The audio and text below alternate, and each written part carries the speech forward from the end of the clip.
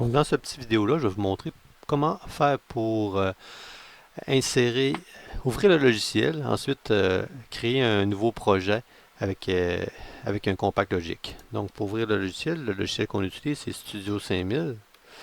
Donc on va tout simplement ouvrir l'application. Donc l'application va se charger. Puis on va voir, je vais insérer un petit automate qu'on utilise fréquemment dans le compact logique, là, le L1.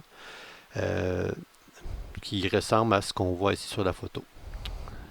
Donc les projets ici qu'on voit en dessous, c'est des projets récents que j'ai créés ou que j'ai ouverts. Ce qu'on va faire pour l'instant, on va créer un nouveau projet, mais c'est à cet endroit ici où ce qu'on pourrait importer un projet, donc avec le upload qu'on a ici. Principalement, c'est ça que vous allez avoir à faire en entreprise. Donc on ne fera pas un nouveau projet à tous les coups, on va aller euh, prendre le projet qui existe, puis on va se connecter en ligne avec l'automate. Donc ici, on va faire un nouveau projet.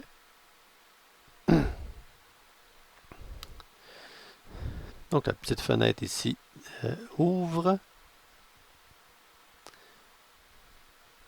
Puis on va aller choisir notre contrôleur ici qui est un 570 L1 qui est celui-là ici. Donc je le sélectionne. J'inscris un nom pour mon fichier. Test logiciel. On va marquer logiciel. Il est assez capricieux au niveau des noms. Si on inscrit des chiffres en premier, ça ne fonctionnera pas. Donc ici, on a la révision. Donc la seule révision qu'on a de disponible qui est installée sur Studio 5000 présentement, c'est la révision 32. Donc c'est elle qu'on va utiliser. Ensuite, au niveau des expansions, pour commencer, on va mettre qu'on n'a pas d'expansion. Les expansions, ça se trouve des cartes qu'on ajoute sur le contrôleur. Et ensuite, on va terminer. Et le projet va se créer. Le logiciel ici que j'ai utilisé pour construire l'automate, le Compact Logic, c'est un petit logiciel qui est gratuit. On appelle Integrate Architectural Builder. Vous pouvez voir ici au niveau du nom. Donc c'est facile à trouver sur Internet. Vous pouvez le télécharger, puis comme ça, vous pouvez euh, construire votre automate avec ce que vous avez besoin. Ce petit automate Compact Logic là, je le trouve particulièrement intéressant parce qu'il y a des entrées et des sorties qui sont embarquées. Donc, ce qu'on appelle ici des entrées embarquées, ça se trouve être ceux-là ici. Ok. Donc, ici, j'ai inséré deux cartes, c'est des cartes analogiques là, dans le projet qu'on vient de créer. Les cartes analogiques ne sont pas présentes, mais on pourra les ajouter plus tard. Donc l'avantage d'avoir des cartes comme ça qui sont embarquées sur le logiciel, ça nous donne le privilège de ne pas avoir à acheter de cartes supplémentaires.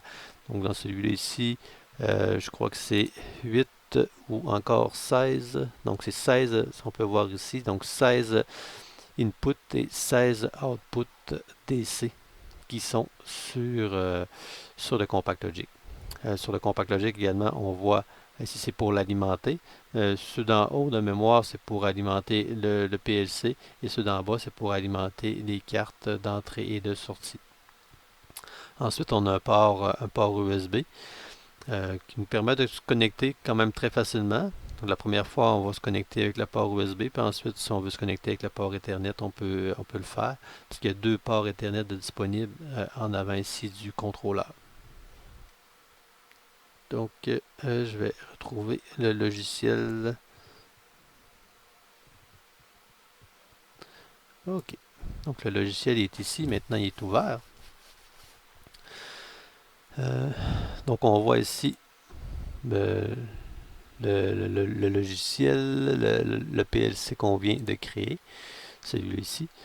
Dans le logiciel, ce qu'on voit ici dans les différents menus. D'ailleurs, pour voir la version, donc la version dans tous les logiciels, c'est à peu près de la même façon. Donc, on a la version 32, comme on avait mentionné lors de la configuration. Également, tu as la fonction, le menu Tool qui est intéressant. d'explorer au niveau des différentes options.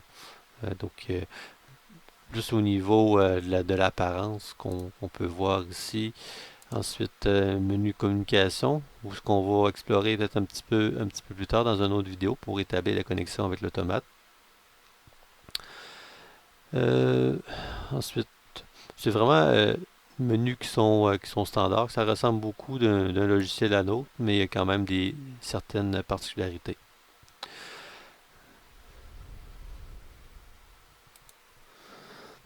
Donc, par la suite, si on veut se promener dans les différents menus qu'on a ici, donc le programme qui est créé par défaut, on s'en va ici dans Main Programme, la routine principale.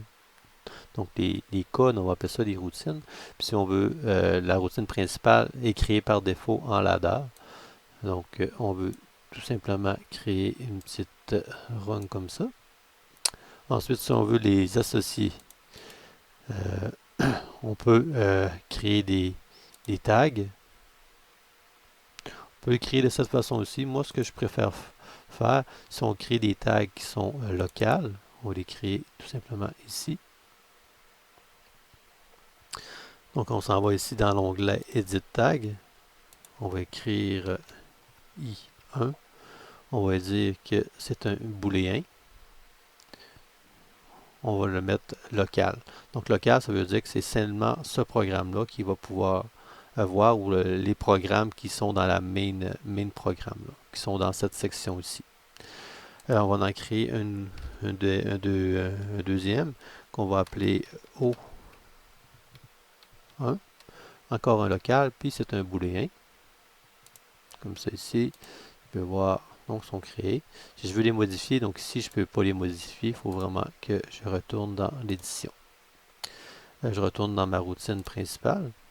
Donc ici, si je veux l'associer, j'ai la possibilité de l'associer à mon I et ma sortie ici. Si je veux l'associer à mon O, c'est comme ça. Donc il y a plusieurs menus ici.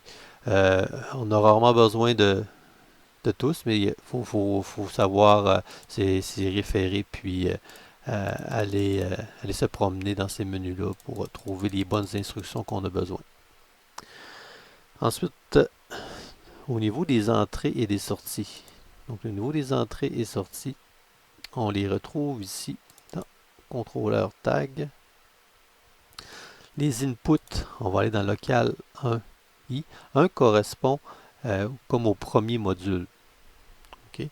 Donc ici, c'est un module qui est embarqué. Puis notre entrée notre première entrée, donc la numéro 0, ça se trouve être celle qu'on a ici. Si on veut créer une petite description, on peut lui mettre une description ici, dire c'est mon entrée 1. Je vous conseille d'utiliser le 0 pour éviter les confusions. Donc ici, je prends la même chose au niveau des data. Donc mon data 0, donc je pourrais dire que ça va être ma sortie 0. Donc ça pourrait être un relais, un moteur, une valve, peu importe. Qu'est-ce que ça pourrait être? Donc ici, au niveau de la description, on pourrait mettre quelque chose qui est plus significatif que sortie 0. Mais bon, ici, c'est tout un petit exemple. Donc, ça, c'était pour montrer les premières bases au niveau du logiciel, comment faire le programme principal. Dans les prochaines vidéos, on va regarder un petit peu plus en détail là, les modes de fonctionnement de l'automate, puis par la suite, comment transférer un programme dans l'automate, comment créer des nouvelles sous-routines, et ainsi de suite. Donc c'était vraiment une petite introduction. J'espère que ça vous a plu, puis revenez, laissez vos commentaires, n'hésitez pas.